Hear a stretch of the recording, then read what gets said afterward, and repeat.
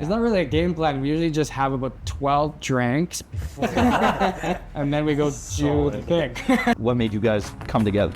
We actually met at a house party. I was playing like Drake and hip hop, like, and this guy came up to me. He's like, "Do you have any better music?" And the rest is history. I don't even know if we ever actually talked about it. Just kind of like It just happened like naturally. We were conversating, "Wait, what are we?" Now you're at the point where people are showing up and they recognize your name and they like your music. our first time coming to the festival. I think we came together. We weren't even 18 yet. Yeah. And we were like, one day it would be so cool if we could just like do it. And now we're doing it. We got some history. We met you guys a week ago. Yes, a week ago. About a week ago. You guys played the Run Club. with Lakeside. Yeah. And that was the first time I've ever met you guys.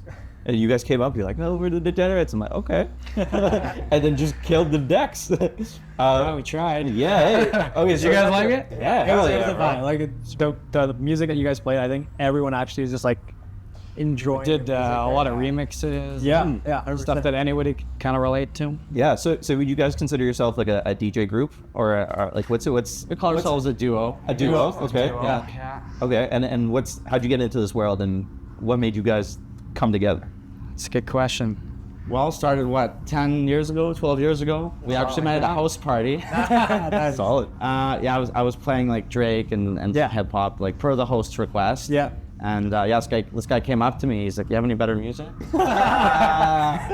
Dope. And I'm like, "Yeah, I do." And I played some I think Flume, Oliver Heldens, like a bunch of older stuff we used to listen to, And the rest is history. yeah. How about yourself, Tanner? Where did your music spark? Yeah, so I think I heard like an Avicii track. Yeah. I was like, this is really cool. So I started like doing some more research and fell in love with it. Go back to the house party. Sure. What did you not like about it? Dude, that's confidence to go up to the DJ and be like, I don't "Oh, want like anyone to get mad at me, but I'm not a Drake huge survived. Drake. Oh, you're Kendrick? So I just kind of went up to him like, "Do you have like something that like I can dance to?"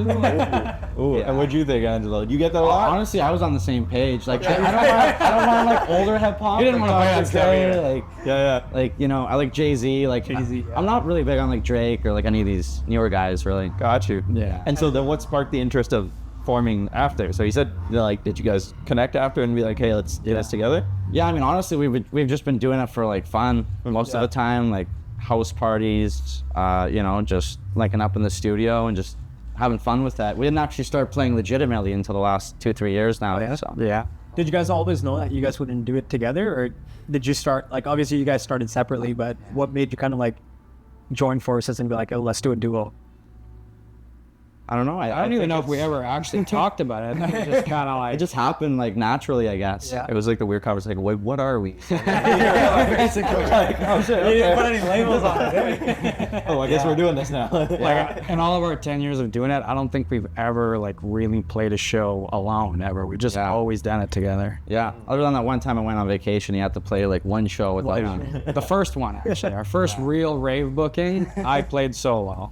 Well, talk to me about that. What was the first time of getting that text message and So, come play at our show? So I got it from our buddy Groove. I don't know if you guys know him. No. He plays a couple shows around the city, and he just kind of. How did we even connect with him? I think we met him at somebody else's show. Yeah, we met him in a show, and then he reached out to us on Instagram afterwards. And we got to talking, and he booked us for that show. I was at the Goodwill before it closed. Oh. And like, it was so cool being on the stage. I was like really nervous. I was like shaking. But it turned out really well, and then it just really snowballed from there. Do you remember like the preparation to that moment? Because this is the one you're playing right now. Like, I didn't really prep for it. No, not for that one. Like, usually when we play, we try to get about 30 tracks in the hour. yeah. And then sometimes we'll do it kind of in a general order, and then sometimes we're all over the place. So I just kind of went with it. It was opening, so the only person in there was me. But it was fun. Hey, that's awesome. Yeah. What does it feel like though when you're getting these opportunities like Summer of Sound to play against like a lot of fans, but you still remember those moments where it was just yourself and Goodwill, right? Yeah. Like, now you're at the point where, you know, people are showing up and they recognize your name and they like your music, and what does that feel? Don't get us wrong. Sometimes we do still play shows for nobody and for free. But no, like our first time coming to the festival, I think we came together. We weren't even 18 yet. Yeah. I think 16. We were like, oh, it'd be so cool one day to like just be on the stage. Yeah, we were right in the front getting knocked around by like The whole time, didn't even pee once all day. Oh, man. And When yeah, was that? I'm just like, was that When was that? What year? Do you remember? 2017? Okay. Yeah, we have a picture of it somewhere. Some beaut. Yeah. But yeah, we literally didn't leave the front the whole time. We were like, one day it would be so cool if we could just like do it. And now we're doing it. So, Yeah, it's pretty cool. Long time coming, I guess. Yeah. It's like all the reps led up to this point, right? Yeah. So it's just kind of like paying off. That's awesome. What's the reason why you guys do this? Like, what's the why behind, you know, even, you know, playing some smaller shows, playing shows for free? Like, what's the goal there, and why do you do that? what's the goal?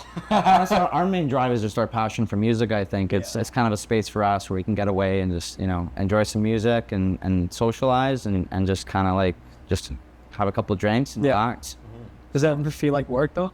No, not usually actually. No. Sometimes we had a busy weekend this weekend. Yeah, this I weekend felt a little bit like work, but Let's 5 shows this weekend, so we were just driving around, and you know, we still got tomorrow and a couple going on next. We're busy. We're busy. Does it feel surreal? Do you look back and be like, how are we here? Like, what does this moment look like? Even for ourselves, like sometimes we don't take the time to reflect because we're always just next show or next episode, next thing. And then like there are moments when you sit back and you're like, oh, like I can't believe we're here right now. I can't believe we're doing this. Like, do you ever have those moments? We're kind of like you in the sense that like we would love to live in the moment a little more, but we're kind of always like, oh, what's the next show? What are we gonna play? What are we gonna do? Yeah. So yeah, I think that's a good point. We should try to live in the moment a little bit more. yeah. Maybe this week. I think maybe we'll try tomorrow. We'll see how it goes. Just starts crying on the stage. Mom, I made it. It's funny. We've actually brought our moms out to a couple shows, and they're like, "What do you do this every weekend?" Like, yeah, kind of. What was it like explaining to your parents? Like She doesn't get it. she doesn't get it? No. Like she's like when you think DJ, you think like socials or weddings. She didn't know anything about this rave world. So when I first started showing her videos, she's like, "What is this?" Then when she came, she brought her friend, and she actually had a good time. She was dancing and cocktails. So yeah, something about the rave energy for sure. I'm not gonna lie. I don't pose myself as a raver, but now that I've gone to a couple of raves and own a festival, I think I'm considered a raver now. You're a raver now. Welcome to the team. Yeah, I don't even know what that means, to be honest. But I know I got to do this every so often. Yeah, I got to throw out. That's all it is, really. Yeah, a little. Yeah. Hey, we do this one a lot. We call it jellyfish. A jellyfish. Okay, we'll see you tomorrow, 5 o'clock. Front row. I'm with jellyfish in that. Yeah. Awesome. What kind of music do you guys like in your own time, not just when you're like at shows and stuff? You know, I listen to a wide range. I'm not gonna lie. We on the way here, I was listening to some Frank Sinatra on the way. Oh, here. we like this guy's Italian. Really? Okay. Yeah, sometimes we play it after our shows on the way home. Relax. Yeah, it's a common vibe. It's a common vibe. Yeah. And then I'll go all the way to hip hop, and then now in the rave scene too, EDM as well. I don't understand the bass world. I'm not gonna lie. I'm gonna be honest. I don't fully understand it yet. Maybe I'm not fully invested in it as I should be, but I just don't understand it yet. It's tough to get into at first. Yeah. A little bit, but yeah. What would you say your kind of music is in terms of the style that you guys play? I'll let Ange take that one. Well, it's house music for sure. House is our main thing. Mixed with tech house. We like the funkier kind of house, like lighter sounds. We like piano and like some vocals. We try our best depending on the show and time and like who's before and after us. Our sets kind of change. So like sometimes if it's a little later, it's like we played at the Bass and Unity pre-party a few weeks ago, and we did techno for that one. So we just kind of every set's kind of different, but we like the house the most. We try to base on who's before and after us too, like just so we're not totally out of place. We try to like blend some of the other people's music in to the beginning and the end. What's the game plan going into tomorrow's performance? You're We're going Yes, all house tomorrow. You're all house. House. That's awesome. It's not really a game plan. We usually just have about 12 drinks, and then we go do the thing. Solid plan. What does it feel like, when you're putting music out there? Because I get this feeling when I'm auxing in the car, like I'll be auxing and someone asking me, oh, what's that song? Yeah, that's a sick song. I love that. What does it feel like now when you see people, like, for example, at the beer can, when you guys were playing, there was a lady dancing right in front of you the entire time. I mean, given she was on some... Yeah, she was having a good time. I don't know. But, I like, hope I have that much fun tomorrow. but again, like, it's like, people are dancing and they're vibing to the music that you guys are playing. It must be surreal. Oh, it's so It is surreal. It's the best feeling in the world, to be honest with you. Yeah. Better. Yeah, there's nothing in the world like just connecting with people on that level and you know, just playing a set and having everyone like be right in it. No drug could ever do that. Well, they come close sometimes. But yeah, no, it's the best. Do you guys have a story from the 10-year plus career that you guys have had that stands out, either a positive of like wow or a negative of like, hey, we may not be here or something may go wrong? Okay, so when we first started, this is kind of a funny one. We got booked to do an opening set for someone was bringing from out of town. Yeah. It was an old venue. The owner of the venue asked us to help him set up the lights the day before the show. Okay. Like, no problem. So we get there, the lights are a mess, cords everywhere, we don't even know where anything is. And then he asks us to go up into the ceiling of the venue in the crawl space and try to get a wire and run it all the way through the basement. So I'm army crawling in the crawl space of this guy's ceiling. I'm holding the flashlight with my phone. Covered in dust. Yeah. And yeah, we didn't get paid for that show either, or for crawling in the crawl space. So Yeah. yeah, we had some humbling moments at the beginning for sure. Yeah. Angela, what about you? Is there any moment that sticks out? I mean, nothing like what I could think of. That one was pretty crazy. You know? I don't think we'll ever agree to do that again. I think from now on we just agree to show up with our USB and play some music. Yeah. No extra stuff. Yeah. How's DJing, changed in the 10 years that you guys have been doing this music thing? Like, have you seen some trends kind of fall in and be picked up on from me? I'll let Ange go on that one. Yeah, I mean, at least with the music, like, I feel like TikTok's changing the game a lot. Yeah. I feel like, I don't know, if someone posts something on there, it's just instantly popular, even if it's not the best song. I feel like techno's kind of been hot lately, just because of remixes and whatnot. Yeah. It's really the remixes that have like taken over like top 40. Like, Yeah. the rave scene is growing so much. It's like more accessible to everybody now than it ever has been, I think. So yeah, you'll hear a lot of like top 40 remixes and stuff that you maybe wouldn't have heard at the 10 years ago, but you hear them quite a bit now. So. Yeah, you also see a lot of like crossover to like mainstream music as well. Like mainstream is collaborative. Yeah. Some big names and like pulling that audience in, and then if they like a little small piece of it, then buy into that world. You mentioned the name behind the two Degenerates here. Could you tell me the story about how you guys came up with that name? I don't even know.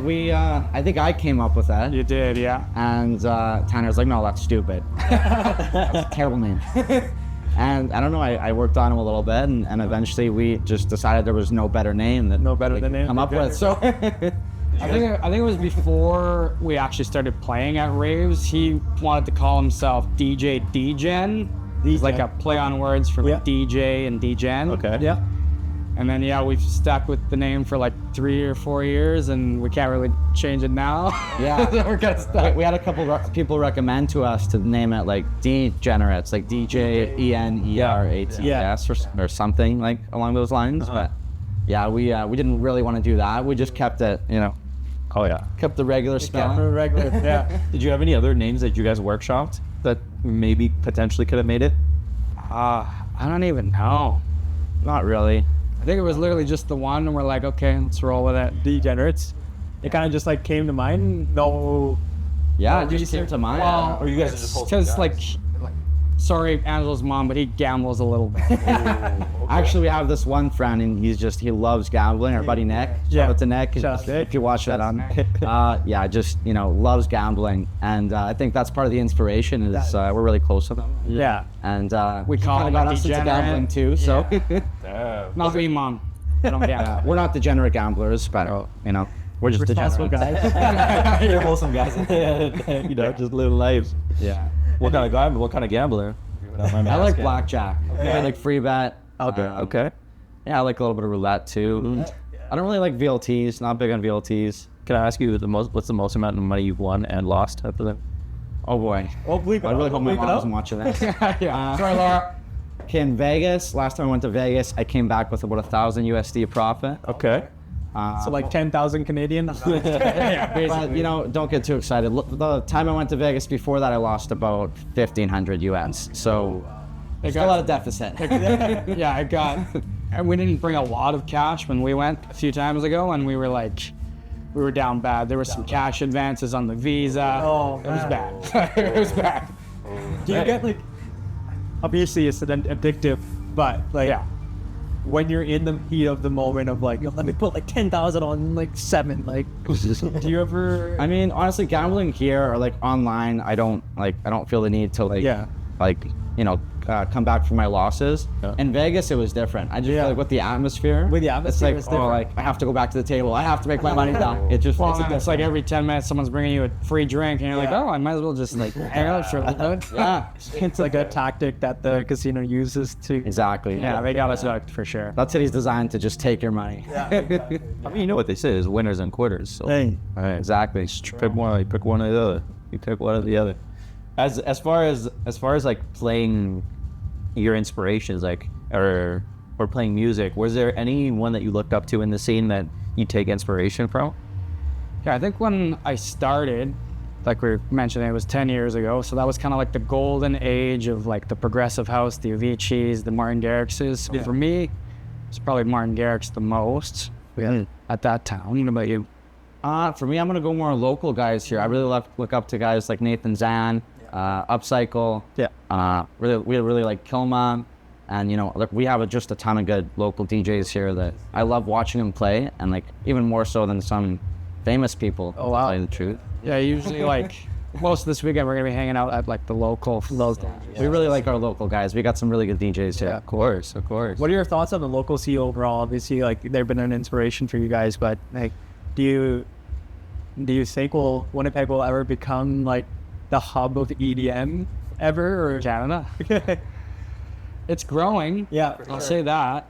I mean, you're at the largest central Canadian EDM music festival. Yeah. That's a good point. Yeah. Yeah, this is hands down the biggest festival Winnipeg's probably ever done for EDM. Yeah, 100%. And all 3 stages are massive. It's gonna be awesome. Yeah, every year that we've gone and every year that we've played, Steven always steps it up a little bit each time. And it's just get bigger and bigger. It did. As far as any advice that you would have for people who are in your spot, what advice would you have wanted 10 years ago that somebody who's watching this might find useful? I think I would say obviously we talked about it earlier, but play some free shows, just get out there as much as you can, support. There's so many event organizers, different ones, especially in Winnipeg. Just go out to other shows and try to be as easy to work with as possible. Yeah, I'd say side over yourself. Yeah, the community is so welcoming, and I feel like everyone's always willing to help out. If you just go out and talk to people, there's nothing they can't do. Yeah. All right. Thank you, boys. I know you guys got to get on the volunteer startup, so we'll let you go. Yeah, thanks for sitting down with us. Yeah, thanks so much for having us, guys. If you haven't already, make sure to check out the Degenerates and listen to the music. All right, next time. Peace. Peace, guys.